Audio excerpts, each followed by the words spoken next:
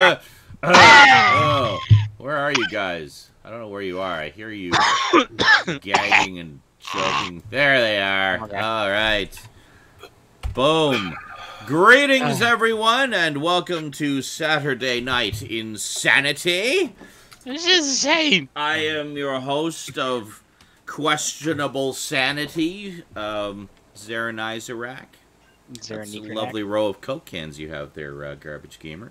Yes, I thought I'd display them for everyone. Very nice. Where am I here? Where's the chat? Where'd the chat go? With a I'll add the feeling a little under the weather, guys. Sorry. What? So I'm feeling a little under the weather. Someone bought. You got that sexy I have a cold voice. What are you talking about, guys? Actually, you sound like a very butch stripper. What? I don't know what. I don't understand. God. Wow. Someone found a new toy. Apparently. Yes, I have. Let's see here. I need to know what that is so I can get one. I want a new toy too. I will hook you up, and I would love to do something with somebody where we go to public servers and just annoyingly talk at people and badger them with dumb inane bullshit. That just sounds like you need to clear your throat. This is a robot. I am a robot. I am a robot. Yeah. Wow. And Anyway, now my eardrums are shattered. Okay, so what you can do is you can do a Custom pitch, and you can adjust it manually. You can also listen to the mic if you want. I don't know what it sounds like. So. And then you can also turn it down, etc. It's cool. Oh yeah. Sexy. It's called Clownfish, by the way. It's free. Clownfish. I think I've heard of that. But you have to download the separate program to do the hot key, to push it off. That's the only problem. It's a bit clunky, and they have a separate program to run just to do the push to talk. Thanks, JL. But yeah, it should be off now, right? It's not working. Yeah, you sound okay, good. As normal as That's you sound. The only problem with it. Sometimes you click clear voice and it shows it remove it, but it doesn't actually remove the effect. And you have to do it again. That's the only thing I've had a problem with. Sometimes it doesn't turn off the effect. I have no pickups this week, by the way. Nothing came in. I have one. I've got 5. Yay! I just have a handful of things I'm waiting for from Amazon, just that apparently coming from Zimbabwe or something and are taking forever.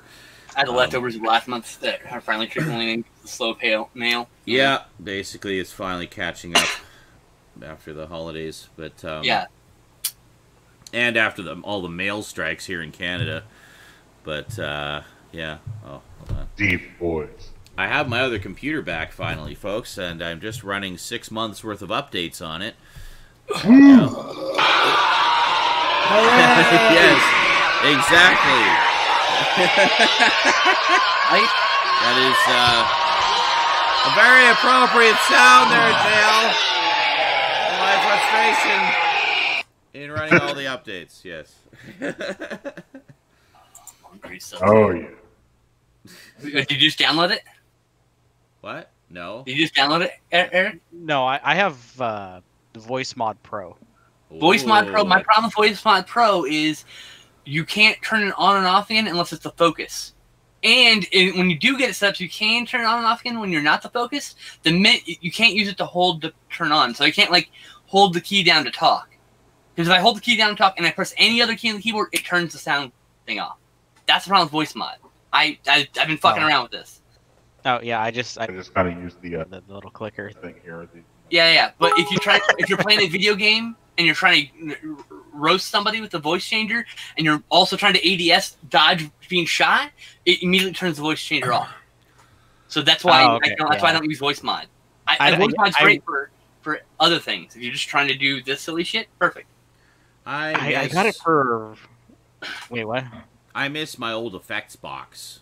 I do too. Which I would just patch my mic through, and because it was an analog mic and analog effects box, just patch it all in, and then just have a lot of fun. And then it died. It just stopped working. So into the bin it went. That sucks. It does. I used it for a lot. As Fuck's sake! Exactly. But for like SNI, like you might actually find voice mod more preferable for SNI or something because it has a lot more options and a lot more different things you can do with it. Oh, okay. I'm doing that specifically to be a control on live stream and video games. Just to be a dick. Gotcha. I can reenact my favorite scene for Tommy Boy. What I really want to do is when I'm in Overwatch and someone starts being shitty and the voice comes, I can just turn the voice changer on and just be a complete asshole to them. Yes. Because I'm playing a character then, and I find myself being more free flowing with the insults and the. That's true. Yeah. The tomfoolery and shit. Yeah, so. you become the character. Yeah, exactly. And, yeah. No, it definitely makes a difference. That's why I want to do that. Plus, my original thought would be really funny to just go into random Conan servers, right, and find people who are sleeping and build buildings around their buildings, like we're doing right now. Oh. So they wake up and they can't leave. Oh. They have to destroy the building. That's like the old putting the sim in the four-walled room with no exit. Yep. Exactly. Leaving them there to starve and piss themselves until they die. Like, train animals. So it'd be really funny to go there, train a whole bunch of hyenas, and just put them inside between their house and the wall you build. And then they come out of their door and like, holy shit, and they close their door and they try to go outside. They're like, what the fuck? What's happening? You know, like, I don't know. It'd be hilarious. Open the door, brick Correct. But mainly it'd just be funny to just run into like people's houses and just be like, hey, can I have some carrots? And just bother people. That's right. Just bother people in numerous ways. Really need some carrots. Guys, I need some meat. I'm gonna die. Can you give a guy some meat? I just want to be that guy that stands on the very top edge of the wall, as far away as possible, to just barely be audible and be like, would you like a bigger penis? Yeah, like that's exactly. That's what I want to do. I want to do something like that on plus stream. one internet if you get that reference, by the way. I'm the conductor of the poop train. That is a very obscure, from a very popular show, but it's from like the first season back in like 2003. Early days of the internet. I see. So yeah, like I want to do that. I think it'd be fun. But there's like so many free to play games with open mics. I just want to go into them and just annoy people with silly random bullshit. I don't want to be. I don't want to be offensive. I don't want to be banned from Twitch. I just want to be silly and goofy and trying to make funny content. You know, of course. Just here to make content, not here to like actually ruin anyone's experience. Like watching someone play Atlas Cid or fighting Chinese bot farmers, which have spread all over the continent and like taking up space, but they are just spamming on the audio mics this random cacophony of noise. Like that's not up to me. I don't want to do that. It just ran a shit ton of updates and then booted to a black screen with a pointer. Oh, thanks, Windows. Yay! That's the Windows Update experience. That is the Windows Update experience. Let me just hit the reset button here. This is why I just wait at the last minute. Doing nothing. How about they have to force updates on me. That's how it works. I find that happens a lot with Windows 10. It'll like struggle to open up Windows Explorer. Yeah. For a long time, and it'll just be a freaking black screen with an icon, or not an icon, but the cursor, the little mouse cursor, spinny thing, and or whatever. You know, there have been times when it literally got stuck entirely, and I had to like look up on my phone how to fix it, and other times where rebooting. It just took like 10 to 15 minutes. It just did a pretty massive update. It was downloading and installing it for like an hour, so I'm hoping that takes care of most of it, and then we'll see where the rest goes. But but once this is going, it should be wonderful and open up a lot more possibilities for the streaming and stuff. So we'll see what happens. Yeah. And it's just spinning on the Windows screen. Oh, there we go. It actually booted. Ta-da! How was everyone? Oh, I think you just heard it. That was the other computer. What, Justin? What? How was everyone's holiday season? Amazing. Meh. Very holiday-y. Phantasmagorical. Actually, mine was pretty quiet and lame. Didn't really see. I saw Cass on Christmas, and he came up for Christmas dinner because he wasn't doing anything. Our parents, my dad and stepmom, were a little under the weather this season, so normally he would go over to their place, but they didn't feel up to it. So he just Facebooked me and said, "Hey, I don't want to invite myself over or anything, but are you doing anything for Christmas?" I'm like, "Not really." "Why don't you come over?" So he came over and we did what the hell? Failed to install. Okay, well, just do your thing. Apparently it failed to install. Apparently. Anyway, so he came over and we made a big, massive freaking feast for dinner, and it was amazing. I made a turkey and mashed potatoes and gravy and stuffing, and Cass brought over his pressure cooker and made caramelized carrots. I also got us a garlic bread, and we made that. He also brought over a 3-berry pie, so we had that for dessert. And while we were stuffing our faces full of obscene amounts of food, we watched Blade Runner. So I finally showed him Blade Runner. He'd never seen it before. He'd been avoiding spoilers all these decades. And so he finally watched it for the first time and was just absolutely blown away. He loved it. And then afterwards, we were actually watching Blade Runner. No, we watched Blade Runner while the food was cooking, and then that finished. The food finished. So then while we were having our food, we watched UHF, the Weird Al Yankovic movie, which I was shocked he had never seen. Yeah, so, being related to you. Yeah. How has he gone this long without seeing that? Don't know. I think somehow it ended up on our list of ones I wanted to watch with him. So we just waited. And so we basically finally knocked 2 off of our ones we want to watch. I want to see with you for the first time together list.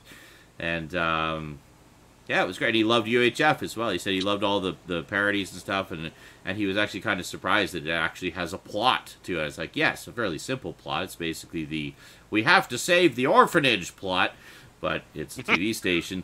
But perfectly functional and provided kind lots of making fun of that plot, actually. It is. It definitely is. Like, it's very... it was very prevalent in the 80s, actually. It both, Save the store plot. You know? It both is that plot and makes fun of it at the same time. Exactly. It's meta. But like, it was, to be fair, that was a real prevalent thing in comedies in the 80s. Yes, it really was. Save the store, save the shop. Save the whatever, yeah.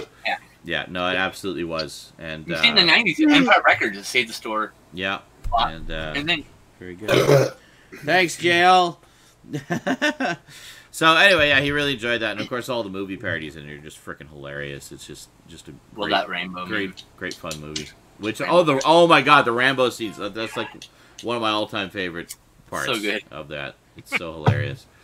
Don't you know the Dewey Decimal System? Don't and the Librarian, yes. Don't and the Librarian. Someone else's favorite sequences was the Rambo stuff, and then they wrote Hot Shots Part 1 and 2. Oh, yeah. Or Hot Shots Part 2. Yes. Hot Shots Part 2. It's like, we're going to do a Rambo scene.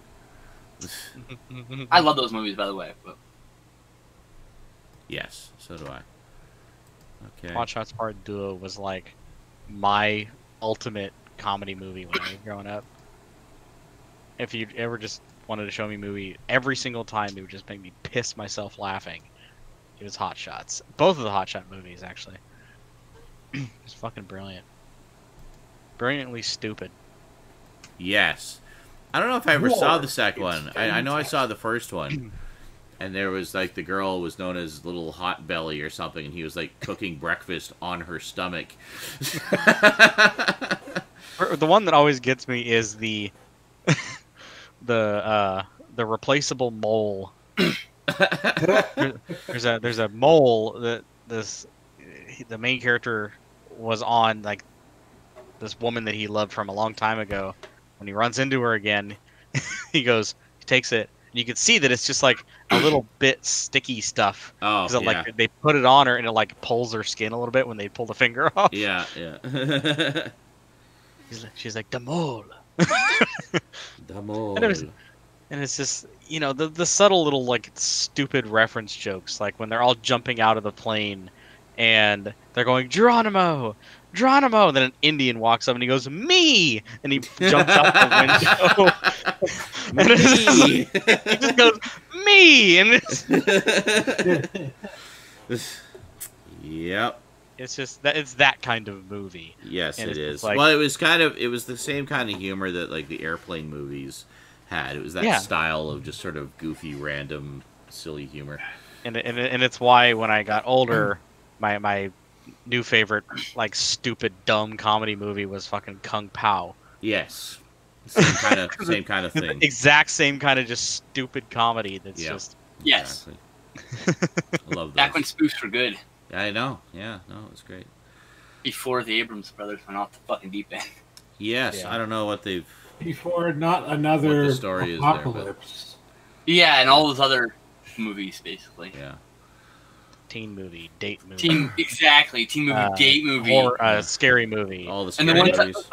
There's that trend. There's that trend. Good, but like, the one I hate is the one that like has all of the names of the various movies they're spoofing in it. Oh yeah. You know, like 10,000 Days of Darkness and the blah blah blah blah blah blah blah. Like what the fuck? There was like a 300 one that was like that. I forget. Yes. Yeah. But no, I've always defended this one though. Not Another Teen Movie was brilliant. Yeah, that one was fucking hilarious. That was a really good one. And actually, the first scary movie was actually really funny. On typewriters, you're gonna get it sometime. Yeah, that one was like exceptionally good though. Like that was the one. I still quote some of the lines from the very first scary movie. Yeah. To this day, like the one where he's singing to his girlfriend in the bleachers. Yeah.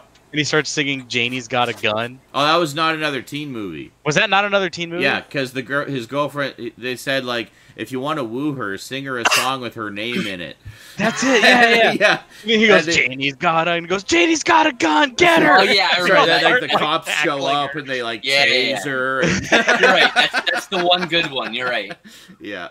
That and the guy that always wants to try to start a slow clap. That's Scary right. Movie 1's pretty funny. I gotta also give credit to where credit's due. All right. It's just like a lady like drowns in the pool, and they're all standing there, and he just starts going.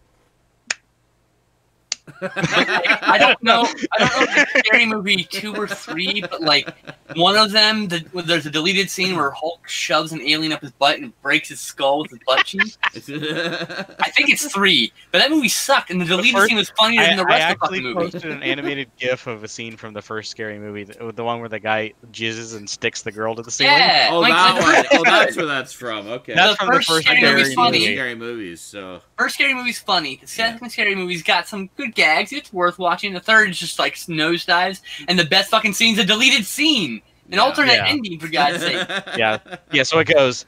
First one's a must watch, and the second one is watch it for the lulls. Yeah. That's really about it. There's some good gags in 2, but they're you have to. Yeah, but definitely the first one was like in most cases they got it right in the first one, and they should have just left it at that. The rest are just cash grabs.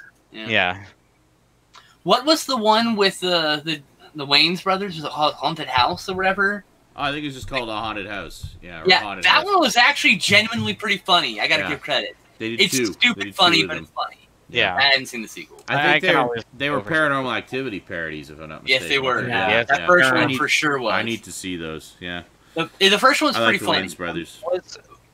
One of the Asylum movies, Paranormal Entity. Yeah, that's one of their good movies. Yeah. Yeah, I was just gonna say, was that one of their good ones? Yeah. Yeah, it's 3 out of 5. Pretty solid. It was surprisingly good. But skip the movie atrocious because it actually is atrocious. Well, there you go. I would give it less than half stars if I could. Honesty in advertising. Half star. It's bad. It's an hour of the camera wandering around and people talking to it and nothing happening. I still to this day cannot stand the movie Superbad. Superbad? Really? I've never seen it. I cannot stand that movie. Why? I've never seen it. I liked it.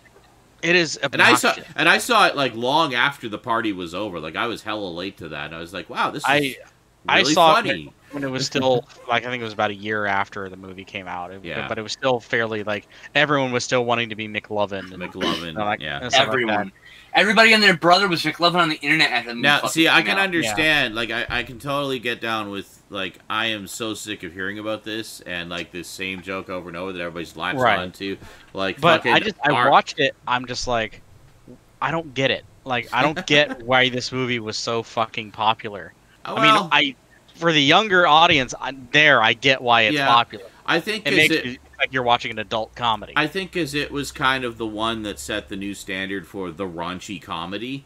It wasn't even raunchy. Because there was, Ooh, it's a 14-year-old talking about having sex. Well, yeah, but it's of that genre, and like we had like a bunch of them back in the 80s and stuff, and the genre kind of stagnated for a while, and he just had like I'm insane with anger. We had all like these lame PG-rated college comedies, and it was like a return to form for the R-rated comedy, like because we didn't have a lot of them at that time.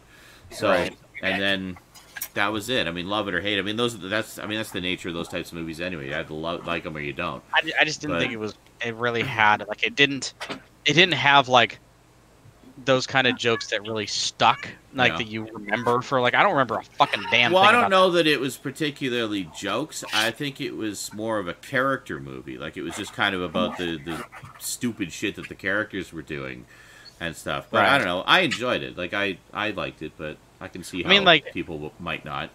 I mean, I think I gravitated away from that, and I gravitated towards movies like Pineapple Express.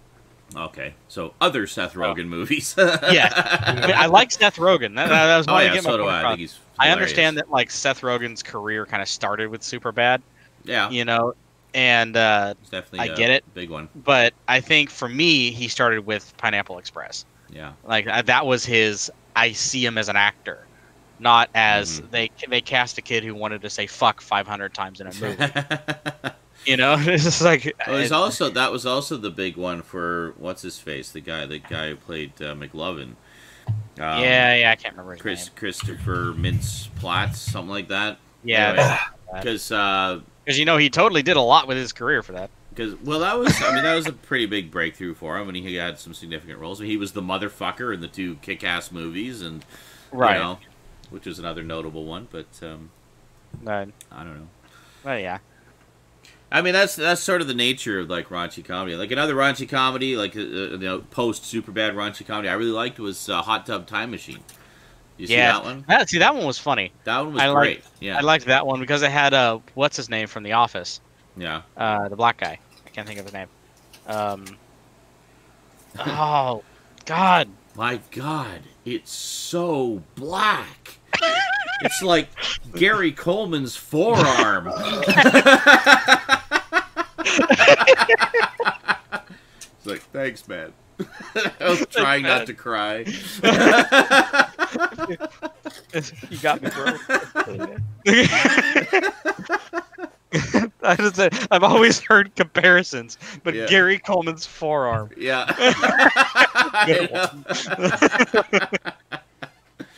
Oh god! I got to see that again. I never saw the second one. I heard it wasn't as good, but I love the first one. But after seeing Superbad, I just kind of went like, I'd rather watch Grandma's Boy. Grandma's Boy was great. I fucking love Grandma's Boy. I need to get Why does that movie not have a Blu-ray release? I don't know. And I don't know why. Honestly, I don't know why that movie isn't more popular, especially with geek culture. That movie. That's like the Geek's raunchy comedy movie. I want to rip out Superbad and put Grandma's Boy in its place because they are equally as raunchy, but this one does it so much better. I'm sorry, I came all over your mom. He's like, wait, you have a race car bed? He goes, yeah, my sister said she's going to get me a CB radio so I could talk to other race car beds.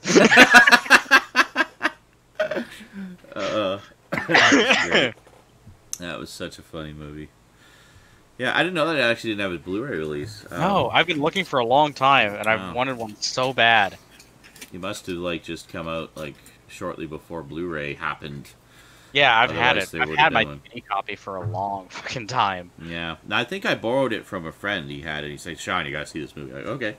Yeah, it was actually my sister that got me onto it because she knew I was big into video games. Yeah. And she's like, you have to see this movie. It's a comedy about video games. I'm like, I'm down. Done. There.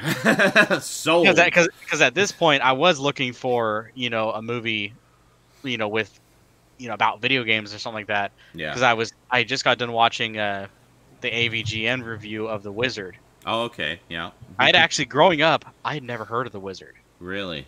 Never heard of that movie until I saw the AVGN video. Did not know it existed.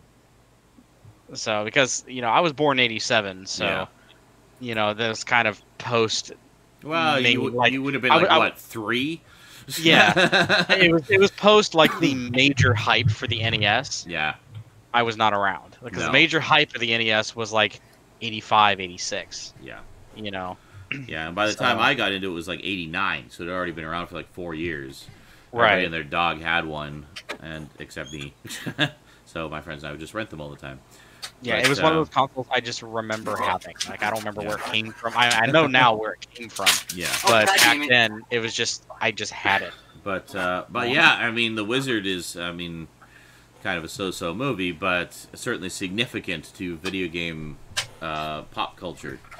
Yeah. Yeah, but up until that point, up to The Wizard, there really wasn't movies that had a center focus solely about video games. Like, the plot didn't have video games as a central focus. Yeah. Like, there might have been games in movies, but... There was a handful. I mean, you had, like, The Last Starfighter, for example. Right. Yeah, I mean... The Wizard, and which you had... Also, I grew up watching The Last... There were, like, 10 movies, to be fair. Cloak and Dagger was another one, with Dabney Coleman and Henry Thomas. Yeah. War Games. Cloak and Dagger, War man. Games, yeah. Yeah. We play... Cloak and Dagger was great. That's a really heavy game. I liked that one as a kid. What was the Dungeons and Dragons movie with Tom Hanks? Oh, Mazes and Monsters. Mazes and Monsters. Yeah, that was the anti D&D movie. Yes. Wasn't there what Dungeon Master? Which one's that one? Dungeon Master, also known as Rage War. I get that one and I remember the other one mixed up. Yeah. I get that one and Tom Hanks one mixed up for some reason. Sorry, what was that? Garbage? I remember it as Rage War. I had never. It wasn't until later that I found out that it had an alternate title. Same here, but apparently the first time I saw it was as Rage War as well. But interesting side note: Rage War is actually the uncensored version. Dungeon Master is like the PG version. It has some nudity cut out. Hey, you willing to do a live viewing with me of that? Because I've never seen it.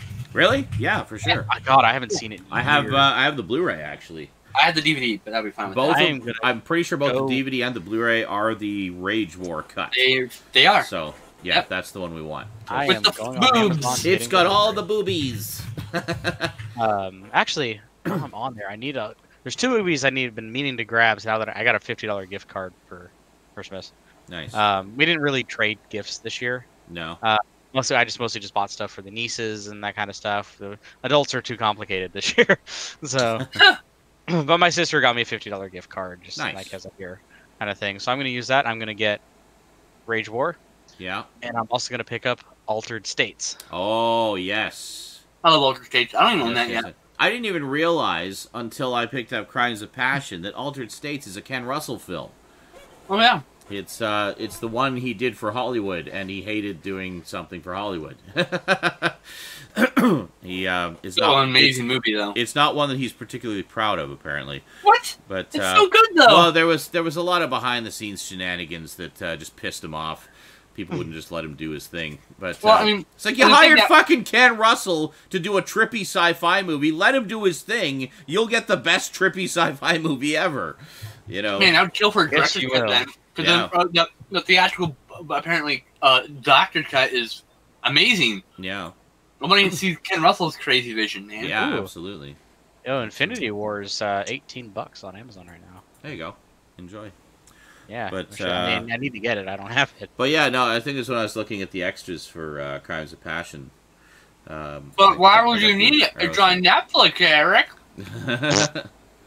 I am totally that guy that says, "Oh, your Netflix account. Oh, the internet's out. You can't watch Netflix." Never had that problem. Yeah. Yeah. It's gotten to the point because of, honestly, I will say because of you guys, because of knowing you guys, I would have never had a collection like that. Oh, yeah? I was not a movie collector. Before I met you guys, I maybe had 15 movies. Oh, that's the average collection. Oh, my favorite part is when that quaint person goes, I have a huge movie collection. And I got Wow. That's great. There's only one wing in my collection. Like I have 30 movies in one genre. Thanks, JL. No, come back to me when your issue is that you need another Billy bookcase. Yes. It was like this thing I saw on Facebook the other day was, my issue is not too many books, it's not enough shelves. There you go. And for us, it would be movies and books and video games. I think every person who collects can agree that not enough room to collect it, but also not enough time to enjoy all of it. Yeah. There's no chance that any of us can enjoy all the content we have in our houses. Yeah. Before we die. Speaking of content, has anybody seen The House with a Clock in its Walls? No. My girlfriend says it was really good. I'd really like to, though. It looked like a lot of fun. Yeah, I mean, it's a really interesting character for Jack Black to play. Yes. And I remember seeing that there was a music video that was done, and it had like some behind-the-scenes stuff for this movie. And I'd never heard anything about it since. One of my favorite Twitter film critics said it's a better sequel than Goosebumps than Goosebumps 2. Okay, I really know nothing about it. Like, I don't even know what it's about. Like, I get when that I it's saw the trailer for it, I legit thought it was Goosebumps too, because me too. It was so similar to Goosebumps. Yeah. Like, I've seen a trailer, and that's about it. I haven't heard anyone talk about it. Did this even get a theatrical release? Yep. Did? Yep. Did okay too. I saw a trailer for it like months before it came out. Like, this movie completely flew under my radar. I wasn't even sure when it was coming out. Then it just kind of came and went in the theaters. Hold on. And next thing I knew, it was on Blu-ray. Movie that completely came out of nowhere. Speaking of which, I know what this is going to be. Speaking of which, did y'all motherfuckers know there's going to be an Are You Afraid of the Dark movie? Oh, that's not what I thought. I knew this, actually. I didn't know I'm one of this. the few people that knew this. I swear we discussed it at some point. Yeah, like I want to say we did. Yeah. But it's one of those things like The House with a Clock in its Walls. It just kind of, it was like, ooh, there's going to be, Are You Afraid of the Dark? And nothing. And no one talked about it. No one trailers. Hold on. And it's just like, there was just nothing. Yeah. And poof, it was there. Speaking of movies dropping out of nowhere after very little fanfare, did anyone besides me watch the new Black Mirror movie that dropped this week? Not yet. No, not yet. God damn it. Very interesting. You probably heard about it. It's basically an interactive movie. So it's choose like, your own adventure in a movie. It's like a choose your own adventure. Yeah. Mm-hmm. And there's some very meta moments in it as well. And just some crazy, hilarious moments. And needless to say, a lot of the permutations of the plot that you can direct it towards go to some very dark places because, well, this is Black Mirror. But, yeah, I watched it the day it premiered, and then I watched it again to see some of the alternate paths. And a lot of fun. Really enjoyed it a lot. There's some characters I keep trying to keep alive. I don't know if it's actually possible to do so. It's like, I don't want that character to die. I like that character. You can go. There are already rubrics to show you how to. I know. Yeah. There's actually on Reddit. There's a whole thread devoted to it with flowcharts to map out the plot threads and everything. Like, so, I'll probably watch it once naturally through, right? You cannot watch it naturally. You have no, to what I make mean choices. is like. What I mean is, like, I'll choose whatever I feel. I'll make note of what I chose. Yeah. And then I'll use the rubric to trace all the... Because I want to watch all of it eventually. You know? Yeah, for sure. That's basically what I did, was I did it first just kind of following my instincts, made some bad choices. But much like a Choose Your Own Adventure book, a lot of the bad choices take you back to the decision point and let you choose a different option. But being Black Mirror, it also plays around with that. So, for example, you'll be playing through a scene, like a scene where your character meets, like the main character meets another character for the first time. So you play through that scene and you fuck it up. And then it goes back and you're going through the scene again and it seems to be the same. But then the character will, like, one of them will turn and say, have we met before? And it's like, no, I don't think so. It's like, oh, I could have sworn we met before.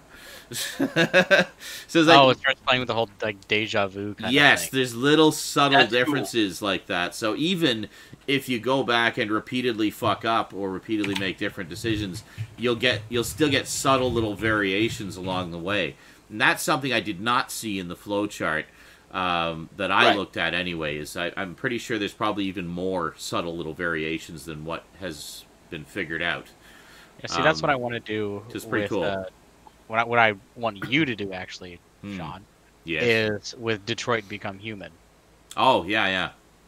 Is do that whole, play through it once naturally. Yeah. And then go through the plot threads. Yeah. Because there's another like this. There's like fucking like 80 something fucking endings. Well, that's what I did with Until Dawn. I played it through like 3 times, once just naturally, and managed to get most of the characters to the end alive, and then I think the most fun or the most hilarious fun that I saw was when you tried to kill off as many characters as possible as fast as possible. That was that was the last run, or what was it? I had Mike chasing after his girlfriend and just intentionally fucking up all the QuickTime events, so he was like constantly tripping and bashing his head on things and stumbling down cliffs and Excellent. Unfortunately, Mike is protected by plot armor, so you can fuck up as much as you want with him. He will survive until the final scene of the game. Same with Sam, the one played by Heroes. They're both heavy plot-threaded characters. So. Yeah. Spoilers! They have plot armor. Well, I mean, that doesn't say anything. It just... I'm being silly. But, I mean, you can have it so they just get the tar beat out of them over the course of the movie, but of course of the game, but they won't die until the very last scene. Like, it's the only place you can actually kill them. Yeah. Everybody else, however, is fair game. You can kill them pretty much anytime. So, if the plot allows it. Yeah. Apparently Emily, the bitchy girlfriend, has the most death scenes, like the most ways she can die. Gee, I wonder why that is. I think Emily seems like one of those characters that even during development of the game, they fucking hate it. Yes. But, yeah, so anyway, that one was a lot of fun. But I like things like that, and I like how we're seeing more of, like, the interactive storytelling. So, like, this Black Mirror, it plays out like an FMV game. It's like an FMV game, but it's on Netflix. And apparently they're doing other things like that. It's kind of part of an experiment they're doing right now. And there's awesome. some other shows are going to have interactive episodes, apparently. Mostly the kids' stuff. I think Black Mirror's the only adult I know one. This is pipe dreaming a bit, but so this shows the possibility, of Laserdisc games coming to Netflix. It does. Well, and the thing is, with it being streaming and all digital, they don't have the limitation of space that Laserdisc had, where Laserdisc games are basically limited to a half an hour because they needed to use the CAV format for the frame accuracy. Right. Whereas with this, it's a 90-minute movie, and apparently there's about 5 hours worth of scenes over the course of it, like through all the different threads. So, yeah, so it'll take you. I think you said, Skinslip, your girlfriend was playing it through several times, like over the course of an entire day, just going through all the different threads. But yeah, it's pretty cool stuff. I just imagine a gaming section opening up on Netflix. Yeah. And having these like like I said, these why time-sensitive games or these. I know. Wait until they start doing VR content. What is this? What are you talking about, JL? What is this CAV which you speak of? What? CAV. It's one of. There was 2 different formats of Laserdisc. There was CLV, which stands for constant linear velocity. That would give you 1 hour of running time, like 1 hour of analog video per side. Then there was CAV, which stood for constant angular velocity, which would give you a half an hour. The difference between them was CAV allowed you to use still frame and slow motion and all those, sort of frame accurate features, whereas CLV was just straight playback. You could pause it, but you couldn't like step frame through it or slow-mo or anything like that. So that's the main difference. Running time and features. There's a Laserdisc format. I figured a lot of movie companies used CLV. Yeah, most of them did, like just for straight playback. I mean, it's the same quality for both. The only difference really is the running time and the available features. And hello, Cass! Hi. Sorry, I'm doing some recycling, so I'm muted, so I was crashing about while you were talking. Gotcha. I also just had one of the worst tased burps I think I've had in like years. God. Oh, I don't want to hear it. I'm good. I won't say anything more. It's just I'm battling that. And Lovely. trying Have to- some a little bit. Tums. Yeah, I haven't got the time here. Okay, there you go. Good stuff. I'm hungry. I'm gonna go make food.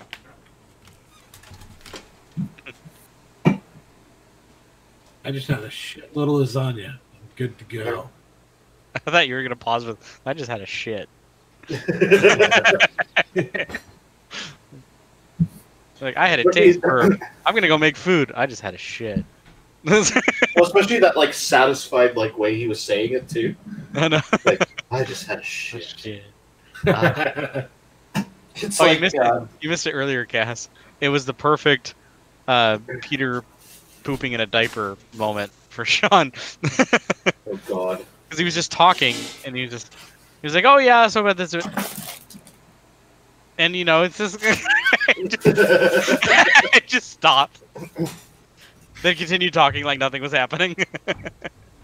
And I know So, a sound did effect you- was the playing. on the internet screen. would have like just had a little bit of a hiccup right then, and then we could have actually heard. You could have actually heard that then. There you go. I just had a shit. Oh man.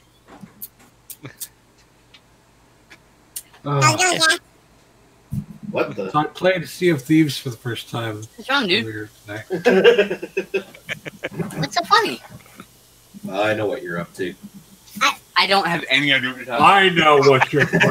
I'm picking up what you're putting. I know what you're thinking about. Okay, Max Headroom. Max Headroom. Oh, I get the reference. Okay, Max Headroom. it took me a second. Max Speaking of references, did you- Max Headroom.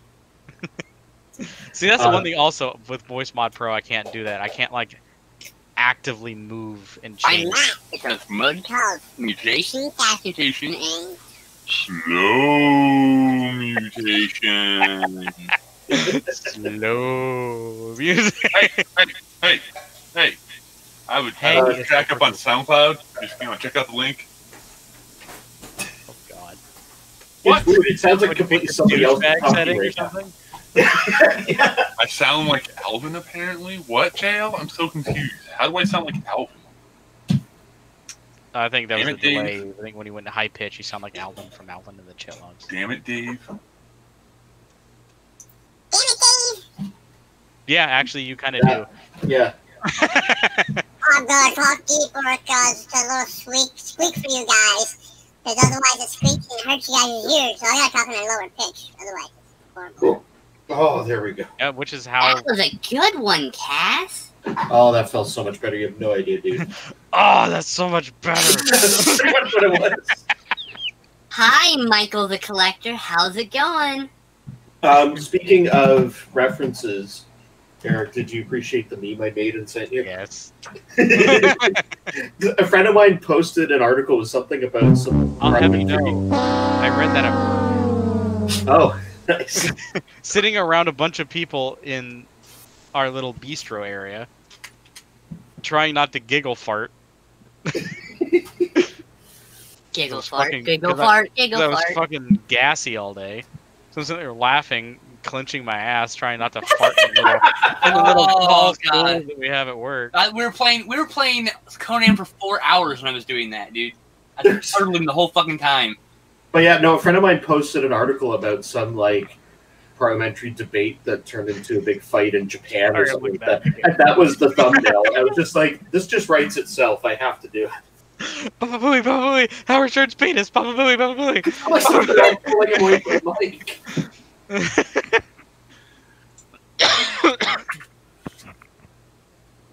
God, it's fucking brilliant. Or the other one I was talking to you about, the thing in Christmas Vacation. Oh God. Because actually, I saw an interview with the guy who played that part of the delivery guy. He's done like a ton of bit work ever since. Yeah. And he was talking about like how it was really cool to like work with Chevy Chase and, you know, get the small part in that. And yeah, so that's funny. Just love that. What am I looking at, Eric? That's what Cass sent me. Right, I get it, but good lord. Yeah.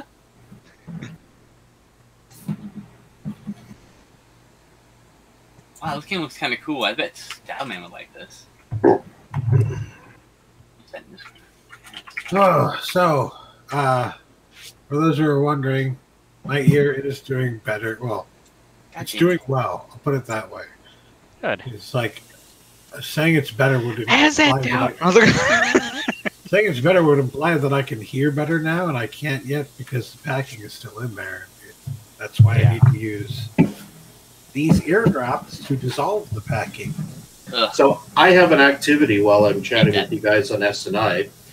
Stout, you're going to like this. Me and Brandon went up. Does it involve trash bags and trash receptacles? No, but I just emptied out my glove box of all my receipts for the year. I'm going to work on some taxes. Of course. It's not even for the you, New isn't Year it? yet. You know, I knew that's what you were baiting me into, by the way. If it didn't involve sensitive information, I'd say you should stream that because you get an audience. I probably would. It would be like a kind of ASMR, actually. Yes, exactly. Just be like typing and folding. I do these papers deductions. Yeah. Oh God, it'd be Get the like mic that. real It's not close. particularly sensitive. It's like my fuel receipts for the car. Get the mic real close to the hand as you write, so you can hear it scritching on the paper. Yeah. Like you can hear it. Lots of people love that. Yeah. Yeah, it's like Keeps an audience, bro. that episode of Futurama where they go see All My Circuits, the movie. do you want him to go fight the evil whatever, or B, you want him to run the numbers again? And it shows that everyone's sitting in a movie theater with the main character with glasses on, typing on a calculator, going, "Hey, this is overages for set B." That I can just imagine that's you live streaming. It's just you sitting there with glasses on, just going over receipts, typing in things into a calculator. And you got to get one of them calculators with gummy buttons that require you to fucking spam hit the No, what? They're like an adding machine. Yeah, ooh, an ad machine. That'd be cool. I mean, too. they do actually make like a modern vintage calculators with mechanical key switches. That's weird. And that seems So, I mean, Cass, you've probably seen these before. I mean, they're popular in workspaces like where you work. I mean, it's not like a nerd thing. It's like actually a thing that is sold to, businesses and stuff like that. And it's like a big monster fucking calculator, and it uses like keyboard key switches. So they're clickier and all shit. They're starting to use those key switches also for those people that type in wow, I am totally. This is what 11 hours of work in one day does to you. Yep. In like a courthouse, there's the person who types out what everyone's saying. Oh, the stenographer. Stenographer, thank you. They're starting to use like Cherry MX Browns, I think, for stenographers. Okay.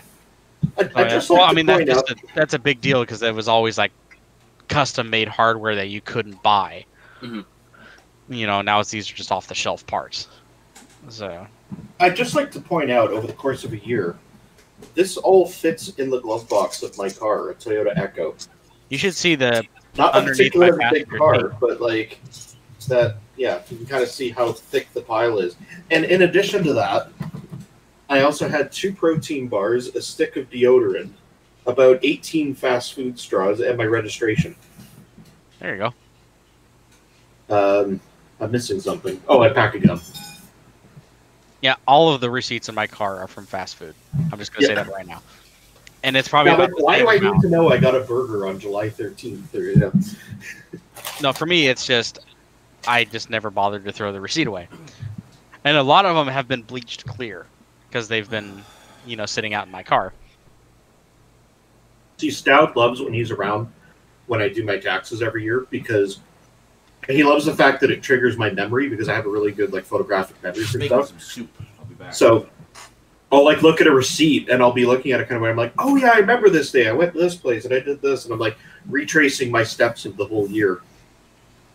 And Stout's like, I can't remember what I did yesterday. That's just it. That's it right there. Like my memory is so you could bad recall specific moments in history. So and he gets I don't to know have what this I did wonderful yesterday. fucking experience, like looking at fucking old photographs of your family and like, oh yeah, I remember this time. He gets to have this wonderful experience with fucking receipts. You can look at a receipt and have this like amazing memory, amazing experience that he had. Some not well, so. Or it's like when I was leaving Sean's, I spent Christmas Day with Sean, which you guys know, but those in the stream would know. Yeah, and, actually, he told them already. Yeah, we already talked about that. Okay. Anyway. We talked about your personal life. No, I'm kidding. Yeah. All the details. We know all about it, all right? You know what we're talking about. It. Yeah, but do you know all the fetishes, too? It. Anyway.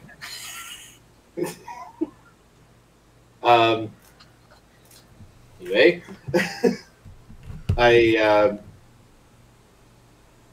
Oh, yeah, when I was leaving Sean's place, I had a missed call from a friend of mine. Apparently, he was playing Trivial Pursuit, and he needed to know who the 2 Supreme Court justices were that George Bush Sr. appointed during his term. And I knew who they were. Of course you would. That's the thing, and I was telling his mom later, because she's down visiting from Port Alberta, and she was just like, my God, your memory. Cass knows more about American politics than I do, and I'm American. Yeah. So that's why I asked Justin about all my politics, because he's done more research than I do. And when I don't know, I ask. And for anyone keeping score, it was Clarence Thomas and David Souter.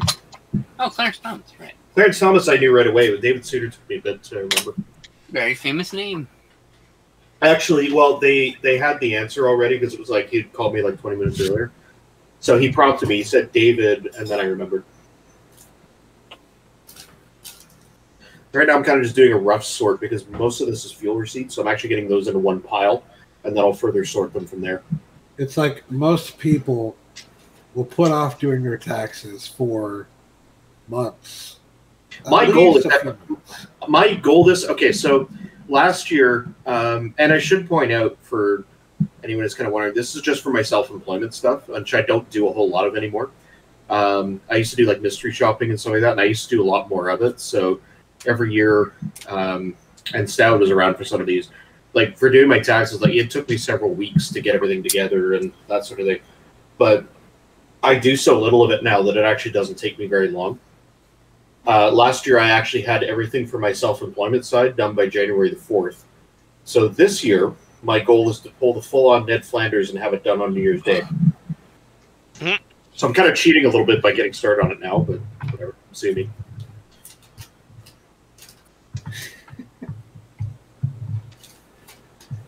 We're all a nerd of some sort. Cass is a nerd when it comes to taxes.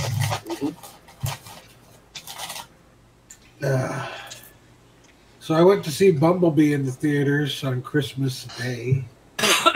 Yeah. And it was all right. It was the best Transformers movie I've seen yet, live action wise.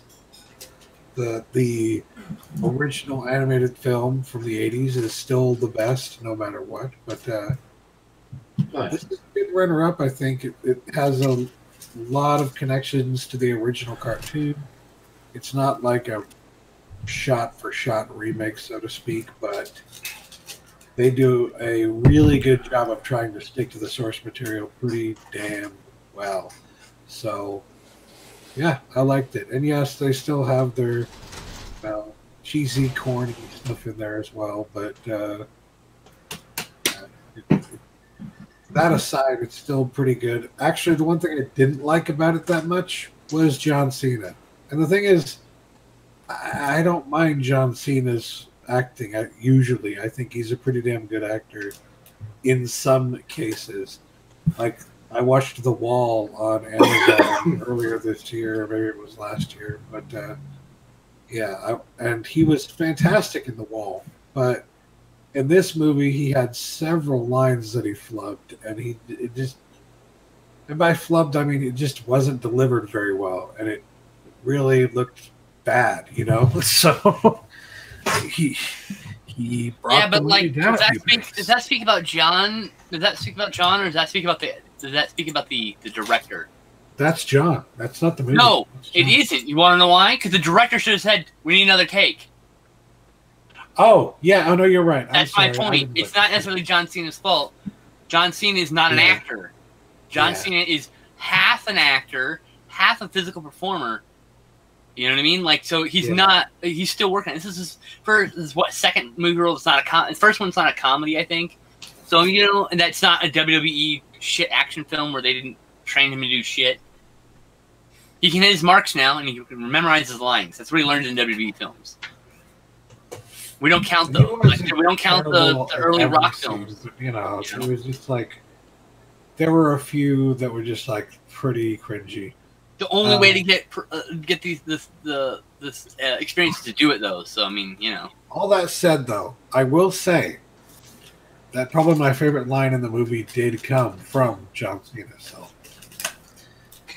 I talk all this. Was he incredibly charming despite his bad acting? Not really. No. Yeah. He's playing a bad guy. He's not very good at bad guy. He's still good at Two Shoes.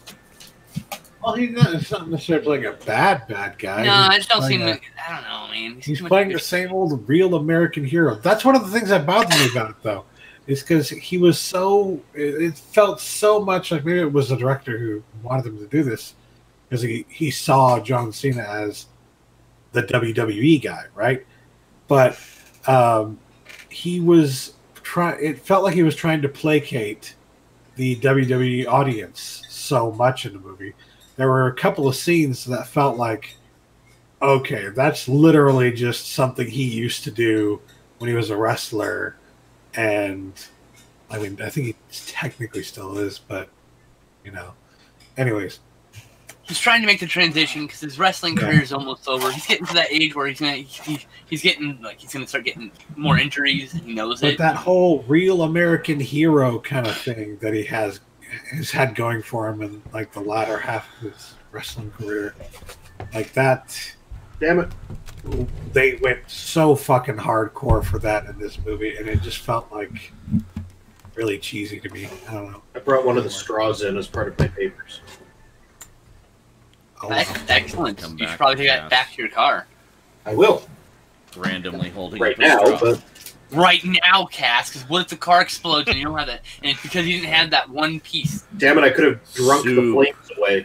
That's right. So you're not thinking, Cass. So what we have here is chunky chicken noodle soup with leftovers from our turkey dinner added into it. So I got cut up some of the potatoes, put them in.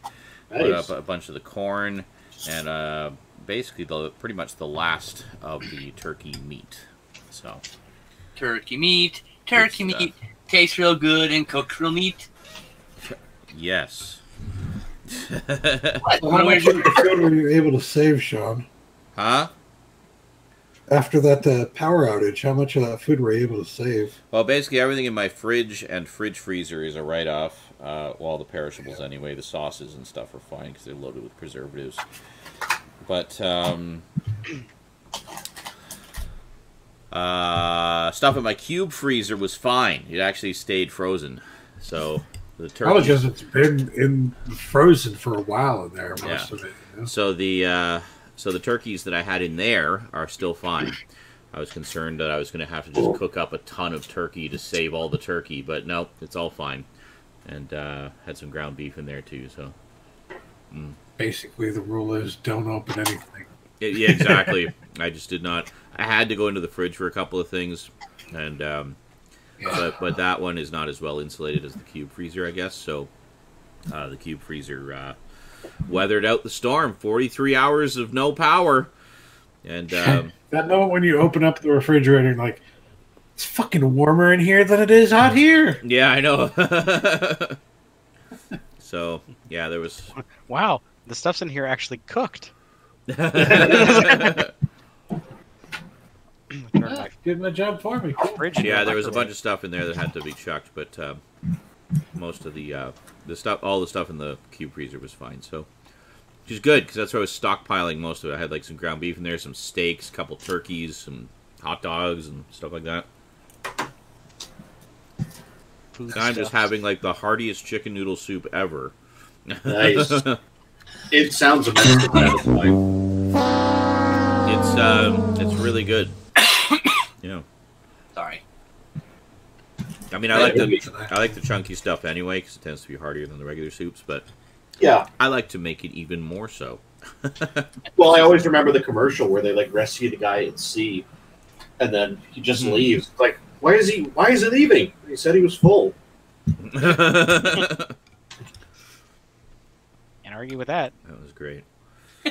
So, Michael, you say you don't like any of the live action. Did you see Bumblebee? Because if you haven't seen it, you might like it. Because it's just a new starting point. Yeah, it's basically a soft reboot. Yeah. Thank God. It's actually pretty damn good. I did have some criticisms for it, obviously, but I've heard that it is the most Transformers-y live-action Transformers movie yet. Some Transformers fans are saying it wasn't really a soft reboot. It's pretty hard on the reboot. Apparently.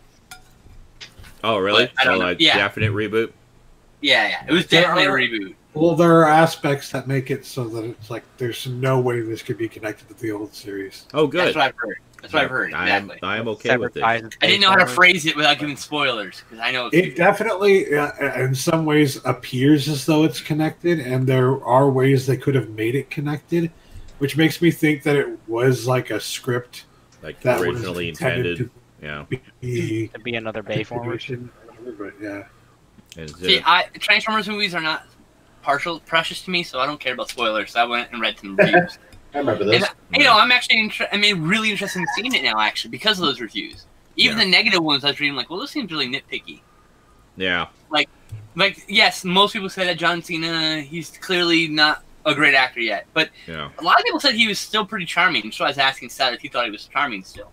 Charming, like, eh? Yeah, charming isn't like there's charisma there. Like, he's, like, they feel like he just needs some more movies under his belt. He's green still. Yeah. I do think he needs movies, and he needs better directors. Better the thing is, like, I don't dislike the guy. I don't dislike him. Yeah. Well, it's like The Rock was like that. He has been in a bunch of not great movies. Some movies too. It's just this one he wasn't very good in. No. Whatever. To be fair though, like he didn't do terrible in the role because the role was practically made for him. So Yeah. It's one of those. It's like you've already done this before. You know how to play this character. Just go at it. And that's probably the mistake they made, was just thinking that, oh, this character that's written on the page is John Cena. It's like, no, he actually has to, like, the character on the page is a little bit different. He actually has to try. Apparently, there are rumors that John Cena might be the new Superman. That's interesting casting. That is kind of odd. Yeah. I mean, colored hair black. He's got the face. He's got the chin. He's got the physical. You don't get to say John Cena's Superman is odd because the man. If he's you been called Superman in wrestling, Superman. That's his character. Yeah. Well, yeah, but I mean, there's character to the character though. Like, does he have the acting chops to pull that off? Is the question. I think he needs to. I think he's got the same thing Chris Stewart has, which is he needs a good director. I think that's what really boils down to. Good script, good director, and someone who knows how to get what they need from him. You need to explain it in such a way that John can go to the location in his mind to produce the acting he needs. That's the thing. If you're not a good director, you can't get the actor. It's not to say be more sad. You don't direct like that. You say what you're feeling right now is incredible turmoil. There's like emote, motherfucker. There's all these things happening in your life.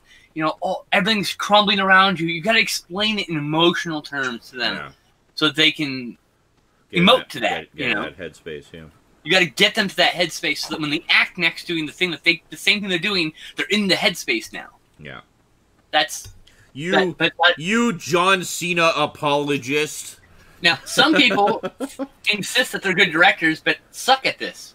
Some people aren't me. I was like, I can't do this very well. This part, trying to get the actor to do what I need them to do without saying, do this. Fuck's sake. You don't want to do that. I can't handle it. And I decided I wasn't going to be a director, which was, I couldn't, you need clear communication skills to be a good director. And I didn't want to fuck up the job. I didn't want to be half-ass it. Like so many people do in the fucking industry. Get by. So, pickups? Pickups? Let me go grab the last one. Memento. Let's start with the Stoudman. Yay! Just I figured while I'm sitting here stuffing my face, I got a few contribute things much for to the Christmas. conversation. The main thing that I got for Christmas was a microwave, which I haven't been able to put up yet because with the ear surgery, I have like one of the instructions literally is I'm not allowed to carry anything more than 5 pounds. Huh. Yeah, because it'll throw your because your balance is actually off. Yeah. If you pick something heavy up, you'll notice because you'll get dizzier, like your foot have problem focusing. Yep. You know. So what's that? Anyways, I got that microwave, and I also got one of these. I think Eric got one of these last year. I do. Oh, dude, that's cool. Portable Oregon Trail. That's awesome. Yeah. Yep. I need one of those. It runs a modified version. Yeah, it's pretty easy. It plays on the modified version of the original MS-DOS release. Nice. Nice. It's pretty cool. Yeah. Here, I'll. Yeah, you can kind of notice right off the bat it's the MS-DOS release. And Stoud immediately dies of dysentery. No, I think Eric showed his off when he got dysentery. I'm not sure though. Yeah, there we go. It may have been off stream. Hey. Wow, look at that. That's cool. Yeah. How much did that thing Oregon cost? Trail. I don't know. I got it for Christmas. Oh man, I need to get myself one of those. I like. Don't those. you ask all the people who give you gifts how much money they spent on you? All I know is when I bought it, it was a Target exclusive. Mhm. I think it still is. Yeah. This is great. Did you keep the gift receipt? So, I also ended up getting some clothes, which are when you get older, you like clothes. Yes, I like getting clothes. Actually, Yeah. now. I spend my own fucking money on it. Yeah, that's what I got underwear and socks for Christmas. The best part, though, being a big guy, is that they fit and they were comfortable. So, Oh, bonus. that was work. Yeah. Bonus round. But I think probably undeniably the coolest thing I got for Christmas is this bad boy right here, which I don't know if you can really see it, but yeah. Come on, lighting. Work with me here. Better. Can you see the autograph on it? Oh, yeah. Oh, Kevin Eastman. Holy shit. Yeah. Yeah, dude. Nice. And this is like the certificate of authenticity and the JLA sticker there. So it's You like shared this in Discord, but was it the public channel or was it Cram? I don't I think know. it might have just been Cram. Yeah. Okay, I wasn't sure. I was about to say, if you joined our Discord, you could have seen that weeks ago. Or a week ago. Well, honestly, we do post a lot of pickups there. So. I also finally got my last Kino order in. They sent me the wrong order. You play when Kino? they said, I didn't know you were a gambling man, Stoud. Kino Lorber. Who's that? They Is said that your new that, boss at work? When I Damn it, another straw. up and told them, Jesus Christ. Oh, sorry, Jeff. When I called them up and I told them that they had sent me the wrong order, they said they were going to send me like a return label or something like that to send it back, and they never did. Oh. So I gotta call them up again and be like, the return label. Yeah. But either way, finally got the actual correct order in, which is Lifeboat. Lifeboat. Excellent. It's an Alfred Hitchcock movie. Looked up a that. trailer for it, and yeah, Title I wanted to get. Wanted immediately. And then I this didn't get one to buy in on this one because this motherfucker's like, oh, I already bought it. I'm like, you motherfucker. You're not allowed to do orders. You're not allowed to do keen orders without me. You know it, motherfucker. There are And rules. on Christmas, this man fucking left me out in the cold. On Christmas. What an asshole. Admonish this man. Admonish this man with emotes. I need Hey, random emotes at this man. I just gave him a game though. I gave him Project Cars 2. So That's right. Damn If it! you picked up for missing a Doesn't sale, you quite son of a work. bitch. But- You'd be this mad at me too, and you know it. That's 3 straws now. I just What is going on with your straws? And I brought in the gum, damn it. Why are you getting straws with your gum?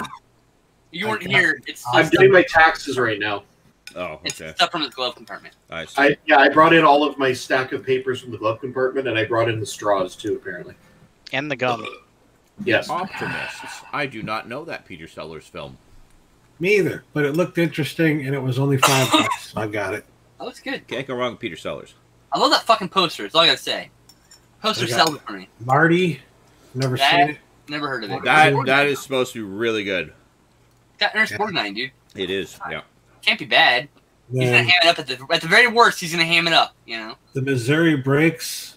That is a really good movie. I haven't seen it. Marlon Brando and Jack Nicholson. Marty is notable in the history of romantic comedies because it did not cast sort of typical pretty actors in the role. Ernest Borgnine and the leading lady are very much come off as just regular people. And that was, well, no, but that was a big deal at the time because Hollywood just did not do that. And now everybody's a regular person. Yeah. But that's notable historically in the history of cinema because it's the first one to do that. I agree. I don't disagree with you. I don't know. You seem to be kind of... How dare you just... Whatever, blah, blah, blah, blah, blah. I described Ernest Borgnine as interesting looking. Yes. He's not ugly. He's just interesting looking. I got this one sight unseen because, I really wanted to see Jack Nicholson in a Western. So. Well, there you go. That's from, like, what, 1972 or 3, I think? And Marlon Brando. That's in the era of, like, easy writers, so that was, like, when they were just cutting checks and saying, here, go make a movie. And that's what you got. Yeah. Man on Fire. The original French version. Oh, Scott Glenn. Yeah, the original. I think it's French. Maybe it's not French. Maybe it's a French co-production. Anyway. I remember him in... It's either French or Italian. I didn't want him to get that. Fuck, there was like some murder mystery. There was some murder mystery that he was in. He was in Silence of the Lambs, I know that, but he was in something else that James Glickenhaus directed, I believe. Good lord. But Glickenhaus, man. There's a director who did some hits. Last up I got. Well, this was one of the good ones. It was like a murder mystery. Oh, you son of a bitch! Are you fucking kidding me? That was on sale. The Undying You son of a Monster. bitch! You left me out of the sale. You son of a bitch! I'm sorry. Very nice. You're just like, admonish this man. Admonish him further. Well done, Stoud. I'm glad you got that film. And angered Brandon. Yes. Jesus. Double plus good. That is most. That is most good, Stoud. Most good. It is a most fine day. She is just awful. That's right. Is that everything? Yep. All right. Le gamer du garbage. What did you get? Why is it always French? I don't know. It just happened one day and it never went away. Oh, that rhymed. Alrighty. Happened one day and it never went away. You were a poet and you didn't even know it. I'm a poet and I failed to realize that fact. Anyway, so my work bought me a video game. Oh, right. I think you told us this story. Yes. It finally came in the mail. Yay! From work and surprising. So, Wolfenstein 2, the new class, is a big ass. Shit, it's massive. That's like as big as a PS4. I'm having Earthbound flashbacks. You didn't pay a fucking dime for it either. Nope, I paid jack shit for it. Jack and shit. Jack and shit. Jack dollars and shit cents. This is just the cover. It's floppy. Because I have it out of the box and ready to open because this is what's inside of it. Yes. BJ, nice. Big old BJ right there. Elite Haunts. I kind of let me pull it out. Oh god. Jeez, Louis, man.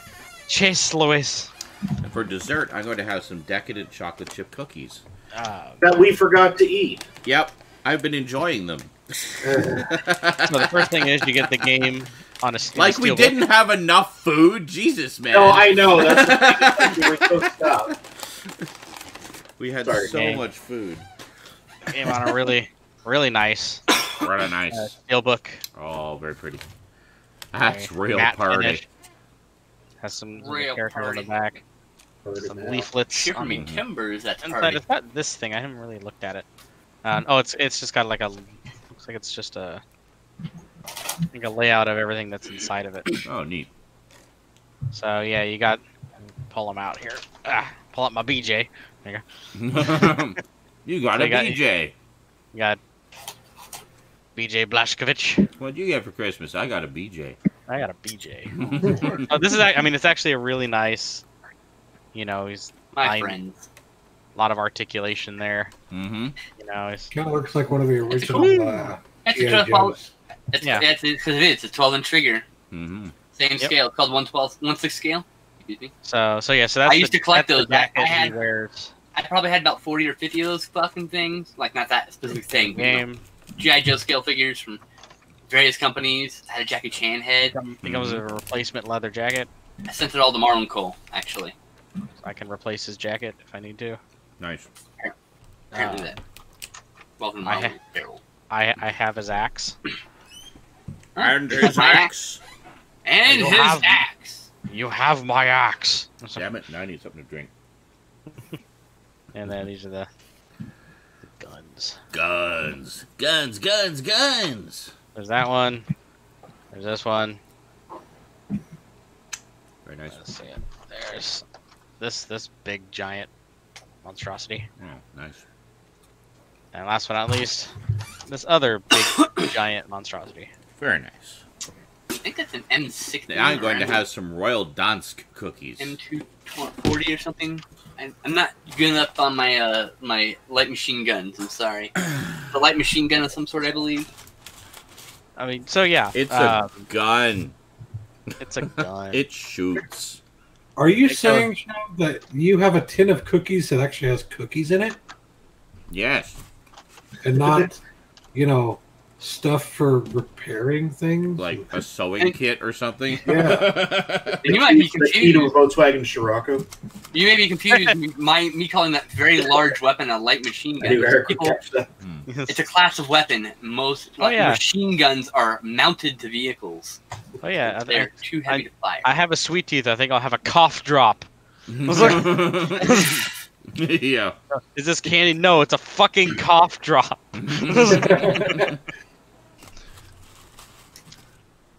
Yeah, There won't be cookies in there for very long. They don't even make this anymore. They don't even make this car anymore. At the very end, he goes, "It's kind of funny. All he wanted was a key to a Volkswagen Scirocco. You're welcome." So yes, I'm gonna put away my BJ here.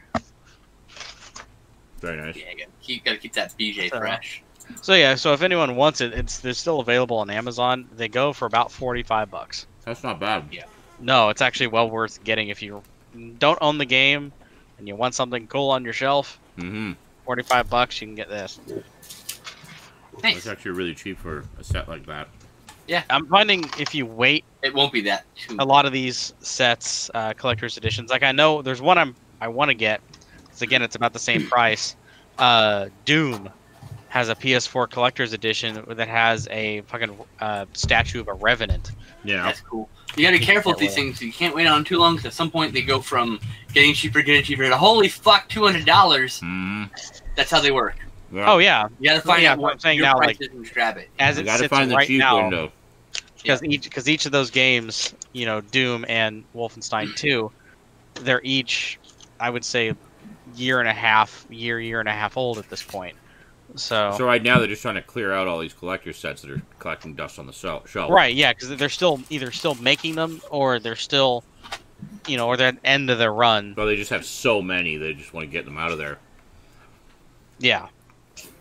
So it's not been. I'd say you probably have about another year or so of these things staying that price. Yeah. Before they start hopping up. So yeah, that was it. That was besides the $50 Visa gift card, which I don't want to show on camera because it has a pin on it. And Cat's got a bunch of straws apparently. And some gum. Glove compartment. And Cass is doing his taxes. straws. Alright. So, Skinslip, what you got?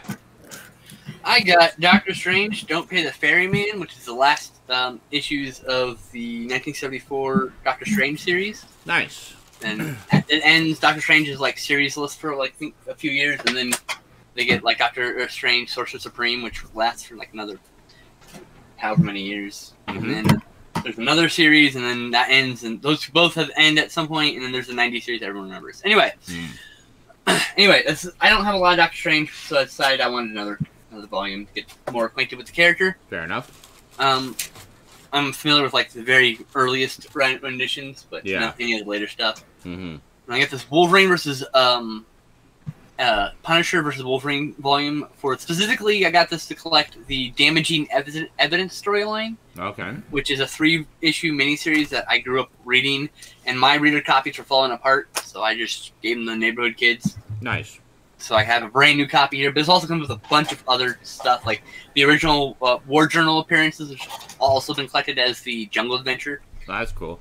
Then it has his appearances in Punisher Warzone number 19, where he gets run over by, I think it's that one. Anyway, in one of them he gets run over by the Punisher with a steamroller. Hmm. And then the next issue, he gets his ass kicked in gay porn that he shot before he became the Punisher, thrown in his face. Wow. Okay, then. So, it's Garth Ennis and a couple other writers get a little bit wacky with this shit, but then there's 2 miniseries that I've never read, so I don't know. I got it for the Damaging Evidence. This is all leftovers from when I sold a bunch of comics, and I did some pet sitting. These are all just lingering in the mailbox over the holidays. Right. And then one hell of a deal. Most of these trades go for about $10-12 a volume. The last volume goes for like $35, but I got all 3 volumes of Power Pack for $16.99, guys. Nice. A random auction that got randomly listed as buy it now for cheaper than 1 volume. Thanks, Wolfden. On eBay.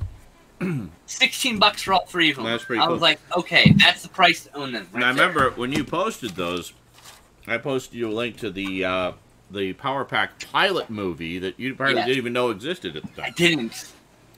Live action pilot. Never got picked up. From like the early 90s.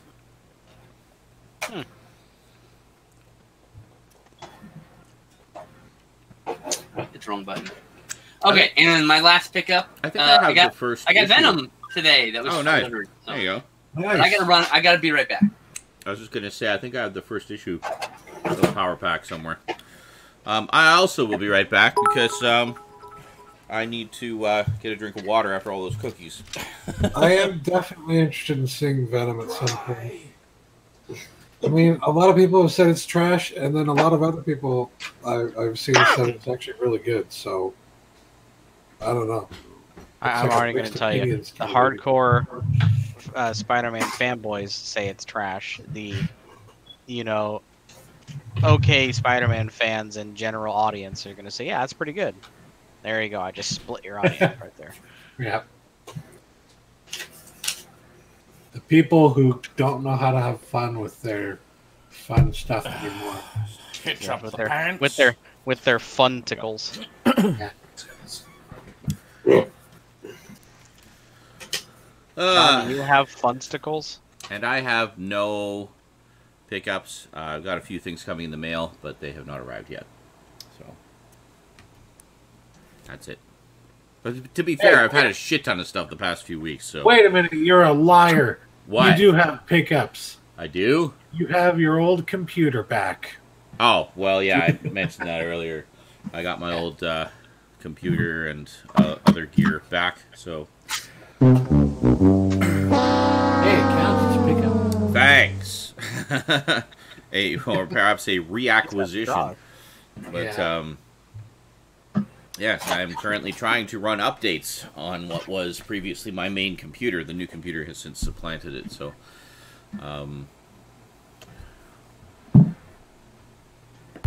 yeah, and it's just sitting there. What did you do to my computer? Yeah.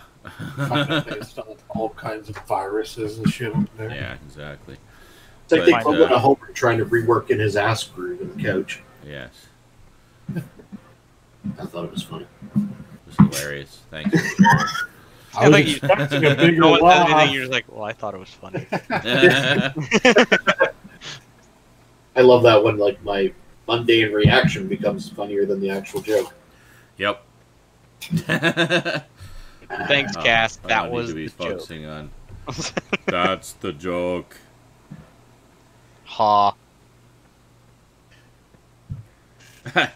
Duncan says, your old PC has returned from the cyber war. Does it feel like the same machine? Does it feel disconnected from reality? Well, I've forgotten what all was on it. Like, I booted it up. It's like, oh, yeah. There's those things and that stuff. And Hans Moleman sad violin. Hit by football. All right. He works on so many levels. I know. Oh yeah. Barney's movie has heart, but football in the groin has a football in the groin. I was watching a clip from an old episode when I don't know, Homer undergoes some experimental surgery to like make him smarter or something like that.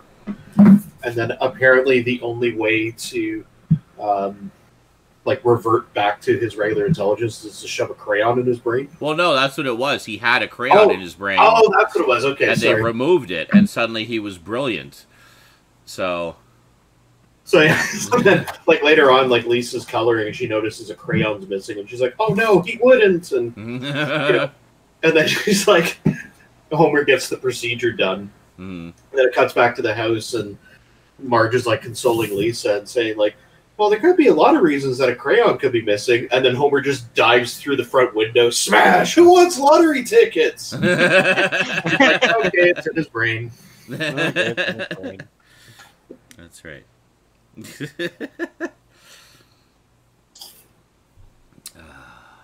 Good God. So what else happened this week? Anything? I took a lot of oxycodone. You took a big dump? What? A lot of oxycodone for my ear. Awesome. How's that working out for you? It's let's say it's oxycodone. What do you expect? I don't know. I've never taken it before, so I don't know. Good shit, man. Good shit. I think Oxycontin mixed with Vicodin. Michael Like says the Daleks are back, apparently. Okay, cool. I'm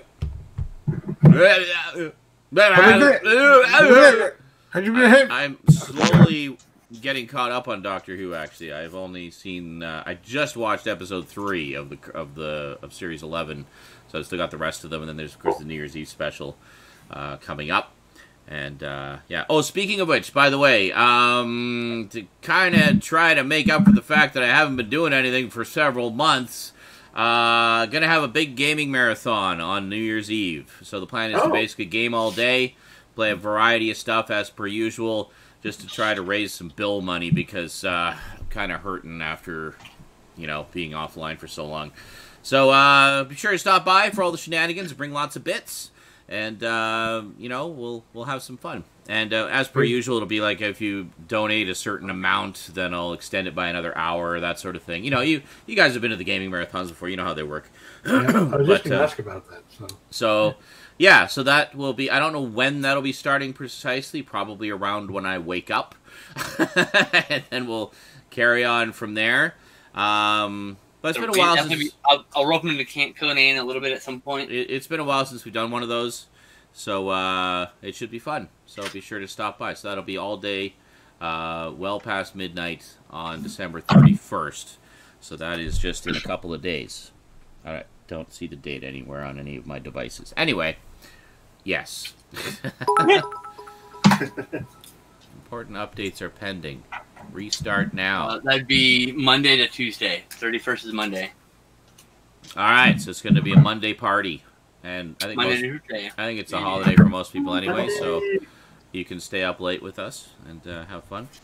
And I'm working both days. We'll see about Sunday. Well, sucks to be you. Anyway, well, you can join us when you get off work. Probably drop in some of the interactive ones as well, like Choice Chamber and that whatever the fuck that truck one was, and I don't know. We'll see if we can find some other ones maybe.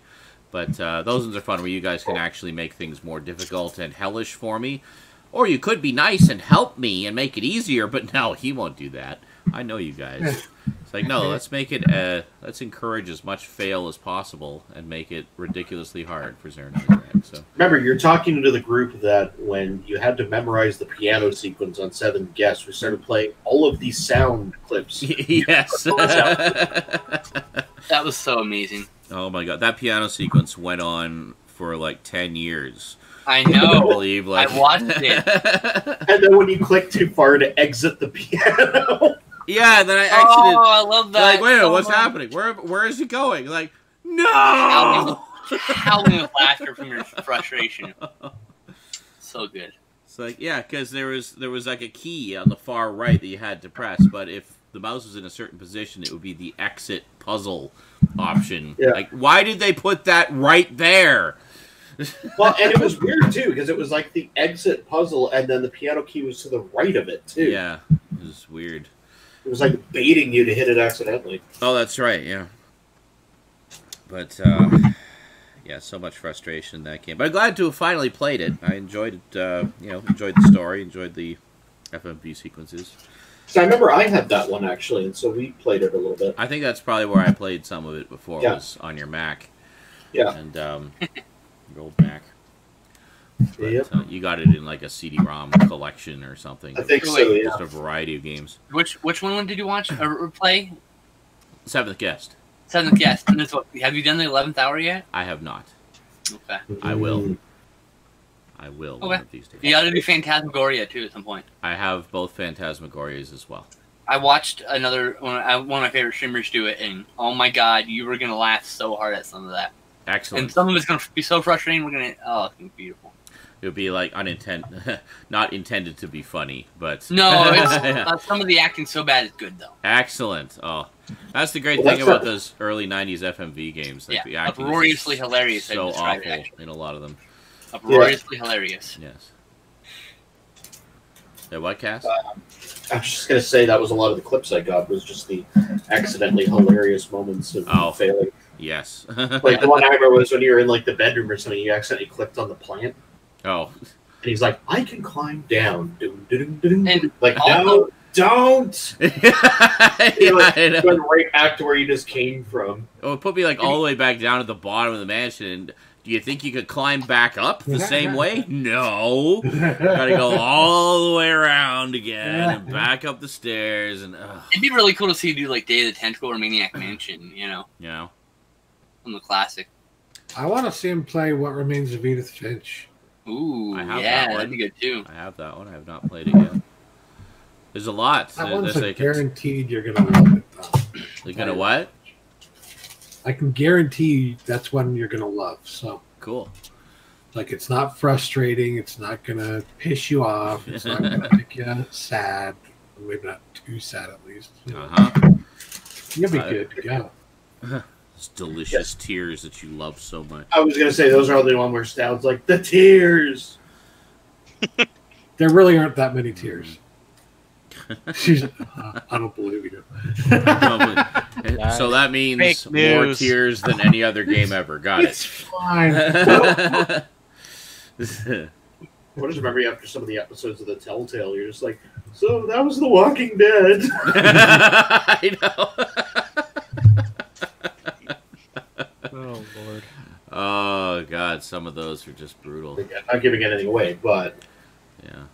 Yeah, watch you play like or the Secret of Monkey Island. I mean, that'd be cool. Or even like the Indiana Jones and the Secret of Atlantis, The or Fate of Atlantis, Fate of Atlantis, yeah. Like classic stuff. It'd be kind of cool to watch you do some of those. Not every one of them, just a few of them every now and then. Yeah, the Walking Dead. Well, ones that made me cry. Well, both seasons 1 and 2 of The Walking Dead. Like a blubbering mess by the end. I went several times over the course of them. Also, oh god, Among the Sleep. That one just fucking destroyed me. All of Us, Through the Woods, when we got to that sort of flashback scene about the marriage breaking up and the divorce proceedings and all that, and we were all just like, oh god, crying forever. All the tears. But, there we go. It's in the updates now. It sat on the black screen for quite a while, but I just left it this time and it's just going. Alright, we'll see what happens. But,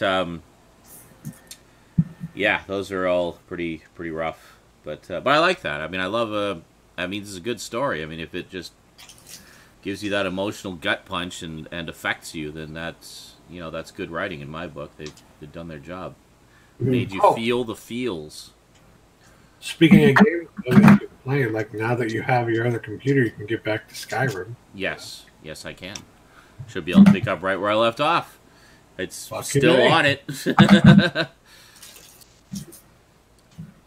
So there's plenty of stuff to do. Like it's not like he's going to be held back at all anymore. No. This is going to be an epic New Year. It really is. So there's going to be a lot of sort of picking up the pieces and getting caught up on things. But, it's at 1% now. Holy shit. Like, just, oh my God. 1% what? The update that it's running. Really? The one that it failed before and re-downloaded and reinstalled and rebooted.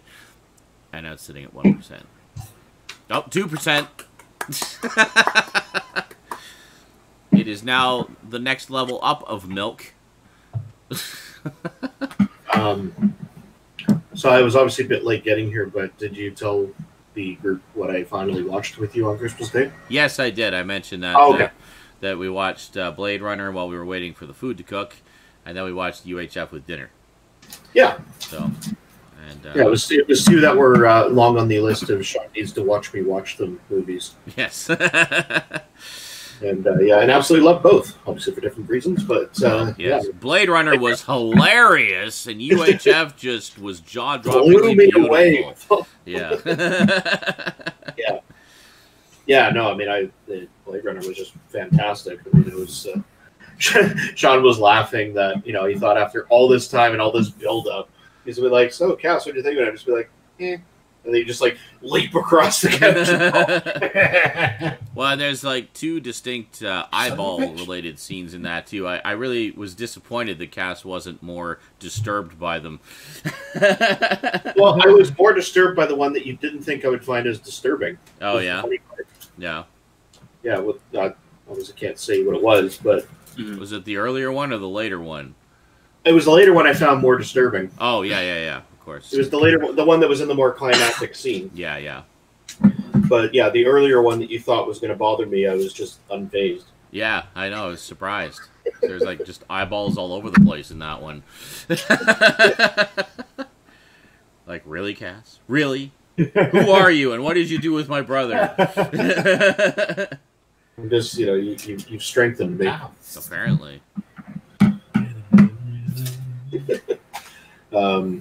Yeah, but no, it was fantastic. And then UHF, I mean, obviously I've always been a big Weird Al fan of his parodies and stuff like that. And grown up with it a lot from Sean. So, it was great to see that. I think actually I have that movie too. I think you may have gotten it for me. Oh, I might have. Yeah. And then somehow I still just never watched it. So entirely possible. Well, then you can watch it again if you ever find it. Yeah, so I would too. It's, definitely has some rewatchability. Mm-hmm. But it was nice to nail those two out of there. That's right. Cross them off the list at last. List at last. Our one cousin actually, she just posted a Blade Runner related thing. Oh yeah. And I just commented, I'm like, I get this reference, as I just saw this for the first time this week. Yeah.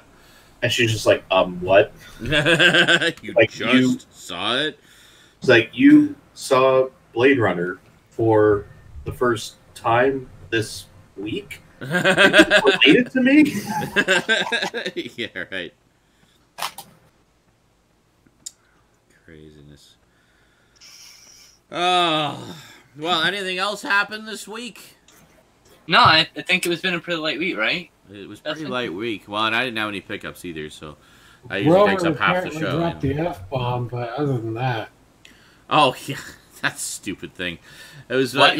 What? Apparently Grover dropped an F-bomb. Oh, that... Yeah. Yes! Yeah, that Yanny Lurl thing. There is... That other word. It's one of those things where it's sort of how... It's one of those things where you can hear it one of two ways.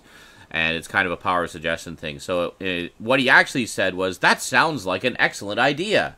But the way he said it was, he said it very quickly. He's like, that sounds like an excellent idea. And if you listen to it a certain way, it sounds like he says, that's a fucking excellent idea. Yeah. Well, especially because Grover, he has that sort of way of, kind of jumbling words a bit how he talks, right? Yeah. So.